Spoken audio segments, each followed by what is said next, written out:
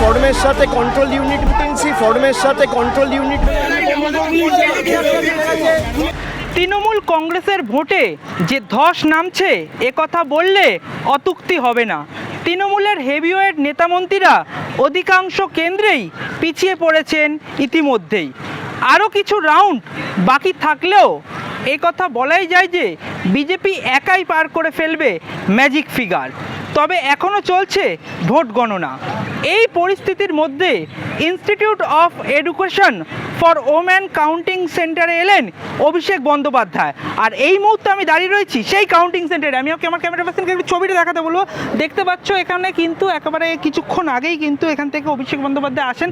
এখানে আর একটু ছবিটা দেখাতে বলবো।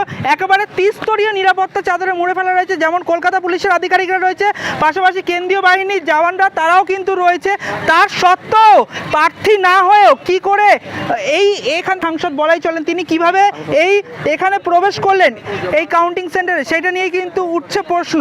এবং কিন্তু এরপরে কিন্তু রীতিমতন বিজেপির কর্মী সমর্থকরা তাকে তাড়া করে, এমনকি গায়ে থুতু পর্যন্ত দেয়। আমি দেখাবো সেই ছবি, দেখতে পাচ্ছ একেবারে কিন্তু নিরাপত্তার চাদরে মুড়ে ফেলা হয়েছে, যেখানে সকালবেলা কিন্তু সংবাদ মাধ্যমকে একটা কলম পর্যন্ত নিয়ে প্রবেশ করতে দেওয়া হয়নি। সেই জায়গা থেকে কিন্তু কিভাবে কিন্তু অভিষেক বন্দ্যোপাধ্যায় প্রবেশ করলো সেই নিয়ে উঠছে প্রশ্ন।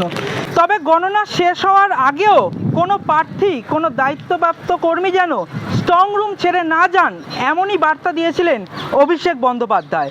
সব মিলিয়ে সূর্যাস্তের পরে তৃণমূলের জয়ের ধারা অব্যাহত থাকে কি না সেদিকেই তাকিয়ে রয়েছে রাজ্য রাজনীতি। প্রায় 90% কাউন্টিং কমপ্লিট হয়ে গেছে।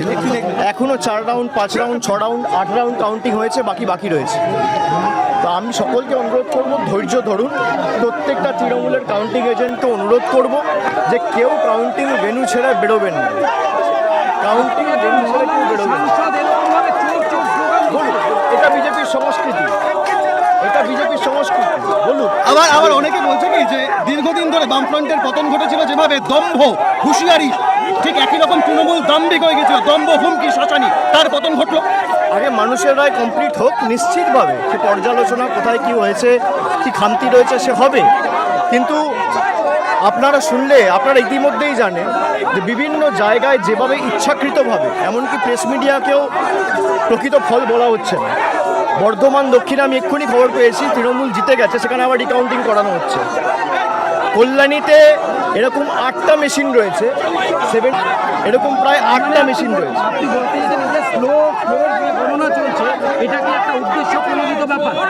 সেটা মানুষ ঠিক করবে।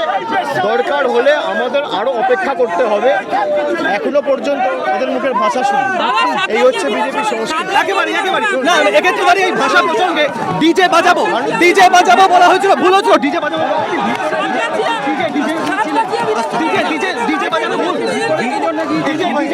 ভুল ঠিকের ব্যাপার না। যারা বলেছিল উল্টো করে ঝুলিয়ে দেবো, আজকে সংস্কৃতি দেখছে বাংলার মানুষ। বলেছিল উল্টো করে টাঙিয়ে ঝুলিয়ে দেবো। হ্যাঁ, নিশ্চিতভাবে যাবো। এটা বিজেপির সংস্কৃতি। এটা বিজেপির সংস্কৃতি। বিজেপি দিক, অনেকে উত্তেজিত হয়, ওরা দিক, মানুষ দেখুক। আর এখনো 50% কাউন্টিং বাকি রয়েছে, প্রায় 2.5 কোটি ভোট এখনো কাউন্টিং বাকি রয়েছে। কিন্তু একটা কথা বারবার সাধারণ মানুষ বলছে কি, প্লিজ ওয়েট করুন। আমাদের যখন বলার নিশ্চিতভাবে মানে ফল যা হবে মাথা পেতে নেবেন। দেখুন, ফল যা হবে মাথা পেতে নেবেন নিশ্চিতভাবে মানুষের যা রায় হবে সেটা আমি কেন, সভ্য সমাজের সকলের উচিত সেটা মাথা পেতে দিই। वो सामने से घुस के आया है, उधर से कोई रोका नहीं। आप उधर जाके पूछिए, हम क्या बोलेगा? आप यहाँ खड़े, आपके कुछ मना है? तो पूछ लीजिए, हम तो बोला आपको जो उत्तर है वो बोला, उधर से घुस दिया। 30 स्तरीय 3টে স্তরে কিভাবে উনি প্রবেশ করলেন? नहीं देगा, आप घुसने दे रहे हैं। नहीं तो सबको अलाउ करिए, हमको भी 3টে স্তরীয় নিরাপত্তা বলা হয়েছে। না, আমি ট্রেনিং অফিসার না, আমি পেশেন্ট। দেখুন, আমি বলছি 3টে স্তরের নিরাপত্তা বলা। মিডিয়ার পেন ফেলে শুনেনি মিডিয়ার পেন ফেলে দেওয়া হয়েছে। ইয়ারবাড বা ব্লুটুথ এলাও নেই। একটা মোবাইল পাশে একটা মোবাইল এলাও, যেখানে আমাদের 2টো মোবাইল লাগে কাজ করতে। তার সত্ত্বেও এত 3টে স্তরের নিরাপত্তা সত্ত্বেও উনি প্রার্থী বা এজেন্ট না কিভাবে ঢুকে গেলেন? স্যার, প্রথম কথা কি জানেন তো, গায়ের জোরে না কাজ করে মানুষের অভ্যেস হয়ে যায়। আর বিগত 15 বছর ধরে গায়ের জোরে না কাজ করেছে। আমি গায়ের জোরে বুঝলাম, এটা আপনার যুক্তি এক। হ্যাঁ। কলকাতা পুলিশ বসে আছে, সেন্ট্রাল পুলিশ। উনি তো বিজেপির কাউন্টিং এজেন্ট। শুনুন, শুনুন যেটা হচ্ছে বিষয় না, এত লোক তিন স্তর রয়েছে, সেই স্তরে না যখন আসতে গেলে না কারণ পারমিশন লাগে, তো এখানে যারা প্রশাসন রয়েছে না তারা ব্যর্থ হয়েছে। অভিযোগ জানাচ্ছেন? অবশ্যই জানাবো, অবশ্যই জানাবো। ওনার কি কোনো পাস ছিল? হ্যাঁ, ওনার কোনো আমার নাম সায়ন দে। ওনার কোনো পাস ছিল না। আপনার নামটা বলুন। সায়ন দে। সায়ন দে, বিজেপির ক্যান্ডিডেট। হেস্টিংস থেকে বিশ্বজিৎ নস্করের রিপোর্ট, বাংলা হান্ট। আরো ভালো ভালো খবর দেখতে সাবস্ক্রাইব করুন বাংলা হান্টের ইউটিউব চ্যানেল। বাংলা হান্টের আরো খবর দেখতে নজর রাখুন। বাংলা খবর মানেই বাংলা হান্ট।